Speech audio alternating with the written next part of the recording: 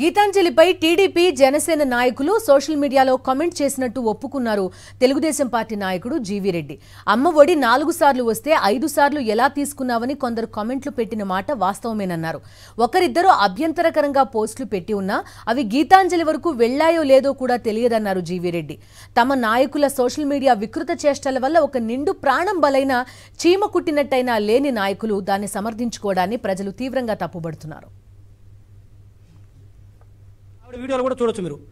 వీళ్ళు ఇచ్చిందే జగన్మోహన్ రెడ్డి గారు వైసీపీ 4 సార్లు అమ్మఒడి ఇస్తే ఆమె నాకు 5 సార్లు అమ్మఒడి ఇచ్చారని చెప్తుంది.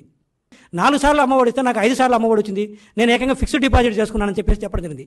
ఆ నేపథ్యంలో కొంతమంది టీడీపీ వాళ్ళు, జనసేన వాళ్ళు, అమ్మ ఇచ్చింది 5 సార్లు అయితే నీకు 4 సార్లు ఇచ్చింది 4 సార్లు అయితే 5 సార్లు ఎట్లా వస్తుంది, ఈ ఎంత మరి ఇంతగా వైసీపీ వాళ్ళ కోసం నువ్వు ఇంత దిగదారి చెప్పాలి, అబద్ధాలు చెప్పాలని చెప్పేసి కొన్ని కమెంట్ చేయడం జరిగింది.